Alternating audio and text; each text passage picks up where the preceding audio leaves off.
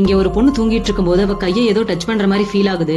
இந்த பொண்ணு அது இவ வளர்த்துற நாய்க்குட்டி நினைச்சுக்கிட்டு கம்முன்னு விட்டுறா. ஆனா கொஞ்ச நேரத்திலேயே தொடர்றது வித்தியாசமா இருக்குன்னு சொல்லிட்டு டக்குன்னு கண்ண முழிச்சிடறா. கண்ண முழிச்சு பார்த்தா அவன் முன்னாடி ஒரு பெரிய கருப்பு கலர் பாம்பு இருக்கிறத பாத்துட்டு பயந்துடுறா. இப்ப இந்த பொண்ணு அந்த பாம்பு இவளை கடிக்க போகுதுன்னு நினைச்சு பயப்பட இந்த பாம்பு அங்க இருக்க ஒரு ஜூஸுக்கு பக்கத்துல போயிட்டு நிக்குது. இந்த பொண்ணு அந்த ஜூஸ் உனக்கு வேணுமான்னு சொல்லிட்டு கேட்க அது வேணும்னு சொல்லிட்டு தலையாட்டுது. இப்ப இந்த பொண்ணு அந்த ஜூஸை கொடுக்க அது குடிச்சிட்டு அங்க இருந்து கிளம்பி போயிடுது. இப்போ அடுத்த நாள் இந்த பொண்ணு அந்த பாம்பு வரும்னு தெரிஞ்சுக்கிட்டு முன்னாடியே ஜூஸ் ரெடி பண்ணி வச்சுட்டு தூங்குறா. ஆனா அந்த பாம்பு இவளை எழுப்பி பர்மிஷன் கேட்டுட்டு அப்புறமா குடிக்குது. இந்த பொண்ணும் தூக்கம் கெட்டு போச்சுன்னு சொல்லிட்டு பால்கனில போய் தூங்கலான்ட்டு அங்க போறா. இப்ப அந்த பாம்பு ஜூஸ குடிச்சிட்டு அங்க இருந்து வெளியே போகும்போது இந்த பொண்ணோட அக்கா அங்க வந்துடுறா. இந்த பாம்பு மட்டும் அங்க இருக்கிறத பாத்துட்டு அவளோட தங்கச்சி அது முழுங்கிருச்சுன்னு நினைச்சுக்கிட்டு அது கூட சண்டை போடுறா. ஆனா சண்டையில அந்த பாம்பு அக்காவை முழுங்கிருது. இப்ப இந்த பொண்ணு ஏதோ சத்தம் கேக்குதுன்னு சொல்லிட்டு வந்து பாக்க இந்த பாம்பு இவளை பாத்துட்டு அக்காவை வெளியே துப்பிடுது. இப்ப இந்த பொண்ணோட அக்கா தெரியாம பாம்போட வயித்துல இருந்து ஒரு மின்னற ஸ்டோனை எடுத்துட்டு வந்துடுறா. அந்த ஸ்டோன் எடுத்ததுனால அந்த பெரிய பாம்பு ரொம்ப சின்ன பாம்பா மாறிடுது. இப்போ அந்த பாம்பு அந்த ஸ்டோனை தர சொல்லி கெஞ்சற மாதிரி பாவமா பாக்குது. ஆனா இவன் நீ நல்ல விதமா நடந்துக்கிறியான்னு பாத்துட்டு தான் இந்த ஸ்டோனை நான் உனக்கு தருவேன்னு சொல்லிட்டு போயிடுறா. ஆனா அந்த பாம்பு விடாம இவ பின்னாடியே போக